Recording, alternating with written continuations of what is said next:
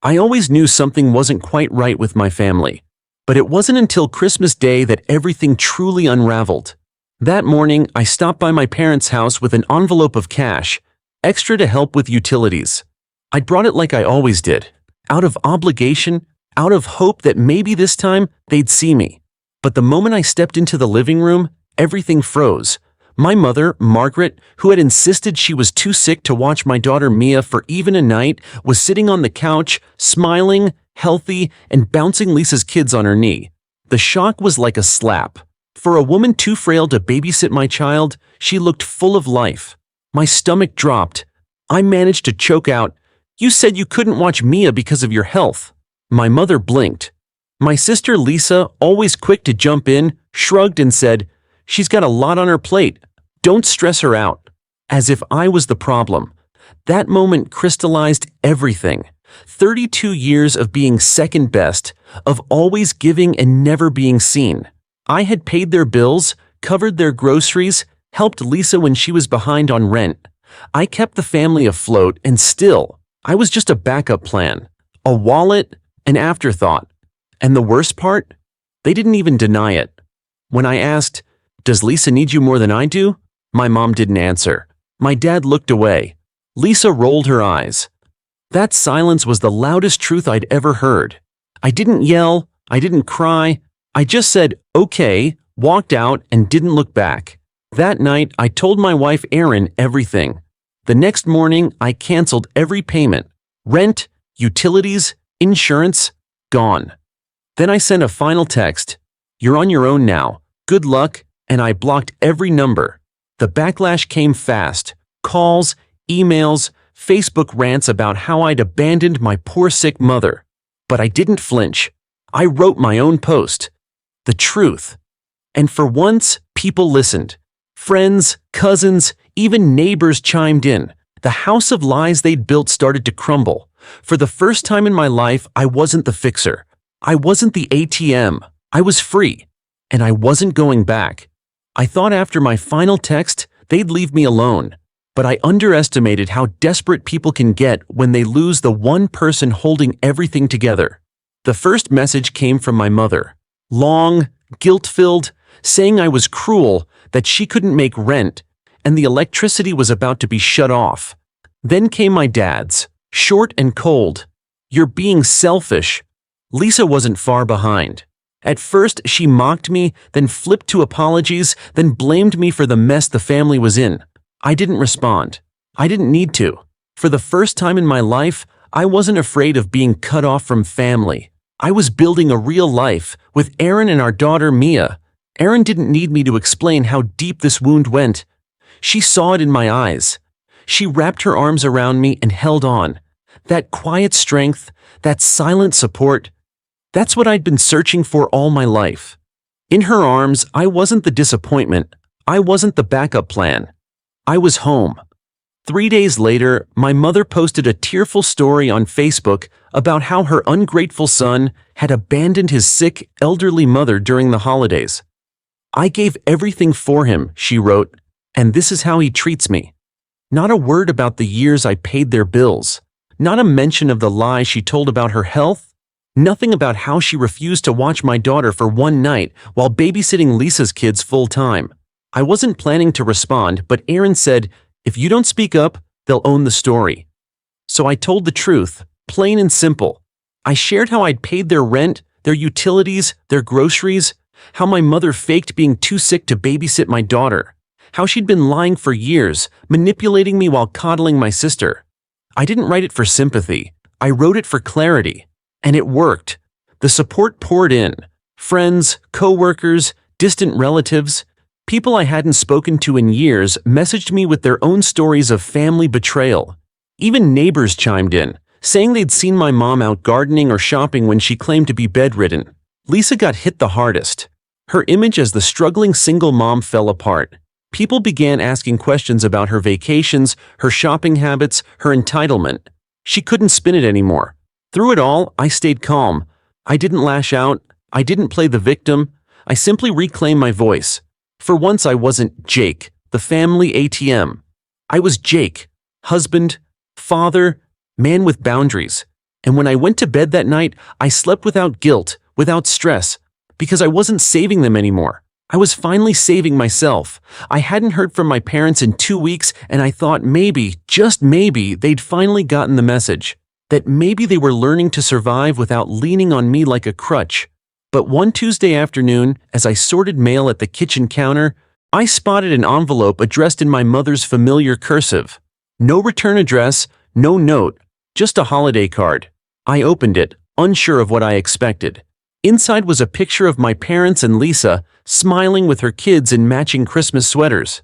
No mention of me, no space left on the couch where I might have sat. On the back were 3 handwritten words. "We miss you." That was it. Not, "We're sorry," not, "We were wrong." Just a hollow gesture wrapped in forced holiday cheer, pretending nothing had happened. I threw the card in the trash without a second thought. A few hours later, the doorbell rang. Erin answered it. She came back into the living room slowly, eyes cautious. "It's your dad," she said quietly. "Just him." That caught me off guard. When I stepped into the hallway, there he was, Frank. The man who never once defended me, never once stood up to my mother, looking older, smaller. We exchanged a short, awkward greeting before I gestured for him to sit. We ended up on opposite sides of the couch, the Christmas tree blinking quietly between us. "My mother doesn't know you're here, does she?" I asked. He shook his head. "She'd be furious," he admitted. "But I had to come. I owe you something." His voice cracked a little. A real apology. I didn't say anything. I'd heard plenty of half-baked apologies before. "I was a coward," he said. "I let your mother call the shots. I thought keeping the peace was better than speaking up, but I was wrong.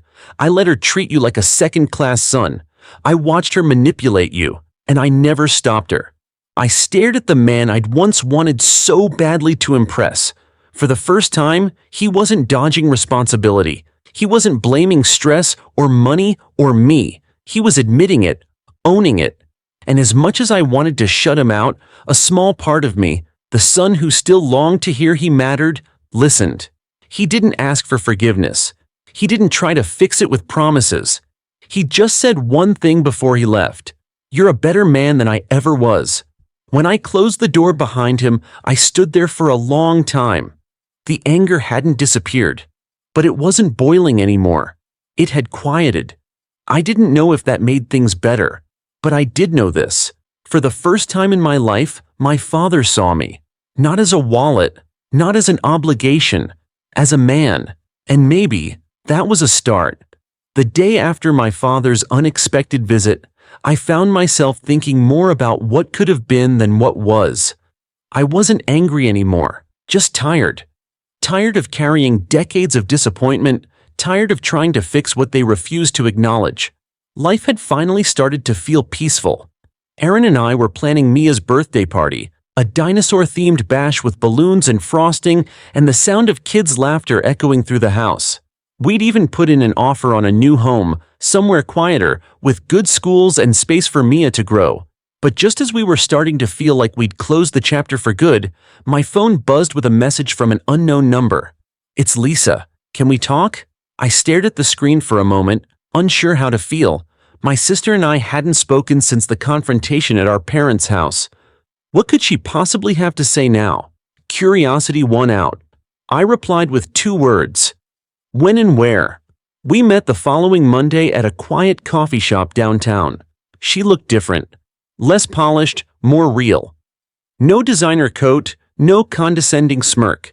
Just Lisa, holding a cup of coffee with both hands like it was the only warmth she had left. I sat down, keeping my distance emotionally and physically. She didn't waste time. "I owe you an apology," she said, eyes not quite meeting mine. "A real one." I waited. No interruptions, no sarcasm, just silence, letting her fill it. She told me how she thought things would be easier when our parents moved in with her. That they'd help with the kids, maybe pitch in financially. But instead, she got what I'd endured for years. The complaints, the manipulation, the constant emotional weight. Her words weren't rehearsed, they felt raw, honest. "I didn't get it," she admitted. "I always thought you were just bitter. But now I see it." Her voice cracked when she said she was sorry. Not just for siding with mom all those years, but for never being the sister I needed. I didn't say much. One apology couldn't undo a lifetime, but I could tell she wasn't there for forgiveness. She just needed me to know she finally saw the truth. And for once, she didn't expect anything in return. We didn't hug, we didn't cry. We just sat in quiet understanding. Before she left, she said something that stuck with me. If you hadn't stood up to them, I don't think I ever would have. It wasn't closure, but maybe it was a beginning. A few weeks after my coffee meeting with Lisa, life started to feel lighter. Not healed, not perfect, but lighter. The emotional weight I had carried since childhood, that invisible burden of being the dependable one, the ignored one, the family's financial crutch, it was finally easing. Erin and I spent more time together, really together, not just coordinating life between responsibilities and guilt. Mia started singing the alphabet in the car, off-key and proud, and somehow that little voice drowned out decades of bitterness better than any therapy ever could. But peace is always temporary when it comes to people like my mother. It started subtly. A Christmas card in the mail. No return address, but her handwriting was unmistakable. Inside was a photo. Mom, Dad, Lisa, and her kids, smiling as if nothing had happened. On the back, 3 words in looping script. We miss you. That was it. No apology, no acknowledgement, just a vague emotional ploy pretending everything could go back to how it was. I didn't even hesitate. I dropped it straight into the trash. But the past has a way of knocking twice. 2 nights later, the doorbell rang. Erin answered. I stayed in the kitchen, assuming it was a neighbor or a package drop. Her voice was quiet when she returned. It's your dad. Just him. He stood in the entryway, hands stuffed in his coat pockets, shoulders hunched. He looked older, grayer, like life had finally caught up to him. We sat down in the living room, the glow of our half-decorated Christmas tree blinking between us. He looked at it for a long moment before he spoke. Your mother doesn't know I'm here, he said. That surprised me. He didn't waste time. No rambling excuses, no manipulative framing. He simply said he was sorry. For not standing up. For letting her treat me the way she did. For knowing, deep down, that everything I said was true and staying silent anyway. I was a coward, he admitted, his voice cracking. It was easier to let her be right than fight for what was. I didn't say much. What was there to say? But his words, his honesty, meant more than I expected. He didn't beg. He didn't ask for help. He just wanted to tell me he was proud of me. For walking away. As he left, he paused at the door. You're a good father, Jake. Better than I ever was. Then he disappeared into the snow. It wasn't a perfect moment. It didn't fix everything, but it was real. That night, I tucked Mia into bed, kissed her forehead, and whispered goodnight. As I turned off the light, I felt something shift inside me. Not forgiveness exactly, but something close. Maybe, just maybe. This was the beginning of a new kind of family. One built on truth, boundaries, and healing. Not the one I was born into, but the one I chose. 2 months passed quietly. We settled into the new house, a modest 4-bedroom with enough space for Mia to run wild in the backyard. It wasn't fancy, but it was ours. Every creak in the floorboards, every late-night snack in the kitchen, every bedtime story with Mia tucked under her dinosaur sheets.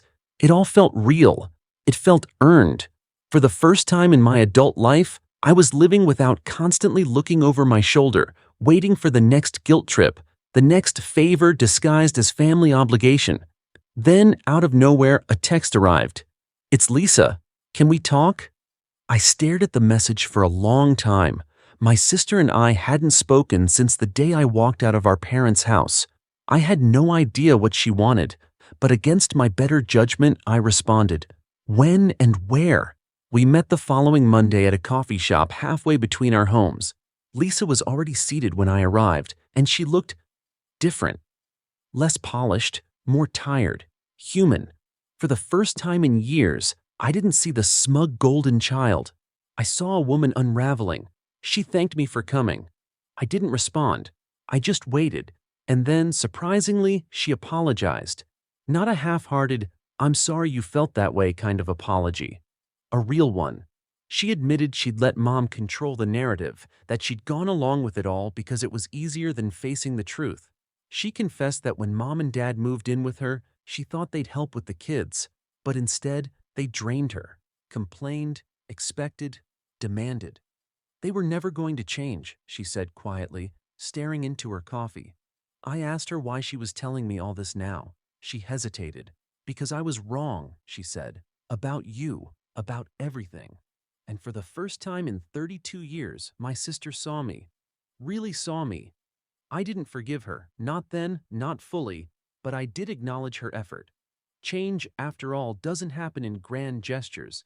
It happens in uncomfortable conversations, in humility, in sitting across from the sibling you hurt and owning up to it. We didn't hug, we didn't cry, but when we stood up to leave, I told her maybe we could start over. As adults, as parents, not as the children our mother raised us to be. She smiled. I'd like that. As I walked back to my car, I felt strangely lighter. Not because everything had been fixed, but because I had finally said what needed to be said, and heard what I never thought I would. Not closure, not yet, but the first real step toward it. That night, after meeting Lisa, I lay awake longer than usual. Not from stress or regret, but from something unfamiliar. Relief. A strange quiet had settled over my life since I cut ties with my parents, like stepping out of a storm and finally being able to breathe. For years, I had defined myself by what I could give to my family. But now, with that role gone, I had space to rediscover who I was, on my own terms. The days moved forward, unremarkable and peaceful. I focused on my work. Erin and I talked more about the future, things like weekend road trips, saving for Mia's college, even getting a dog. It felt normal, grounded.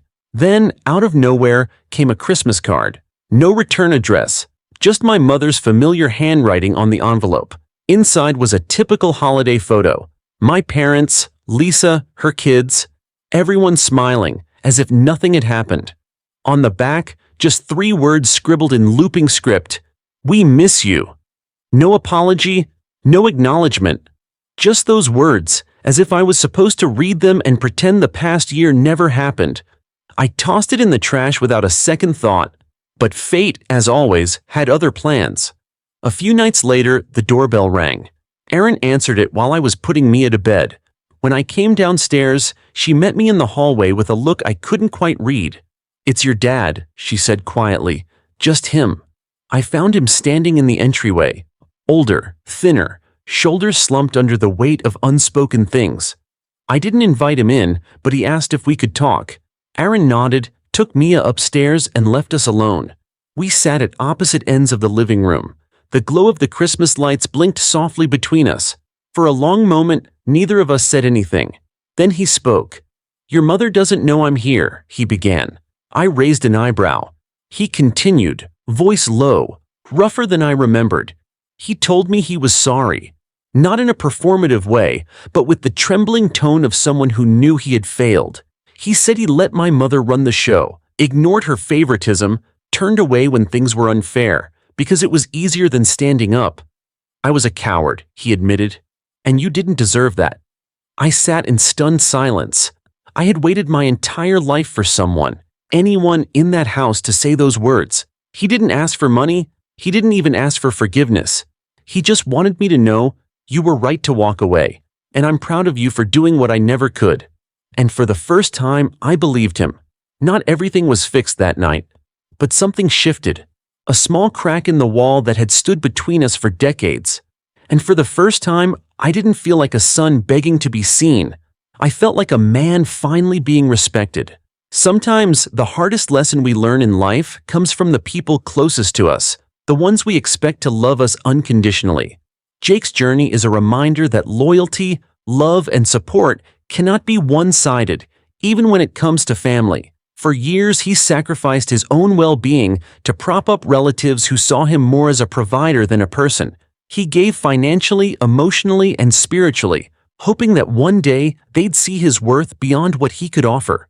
But what he received in return was neglect, favoritism, and manipulation. The powerful takeaway from Jake's story is this: you're allowed to walk away from people who hurt you, even if they're family. Boundaries are not betrayals, they're acts of self-respect. When you've been consistently ignored, used, or undervalued, choosing peace over proximity isn't cruelty, it's healing. In American culture, we often hear the phrase, family is everything. And yes, in a perfect world that's true, but family should be about mutual care, not just shared blood. Jake's choice to step back didn't mean he stopped caring. It meant he finally started caring for himself. Another important message from his experience is the difference between support and dependency. Helping loved ones in times of need is admirable, but when help becomes expectation and gratitude turns into entitlement, that's when the dynamic becomes toxic. Jake's refusal to keep being the family's safety net forced his relatives to confront their own behavior, and in some cases, to grow from it.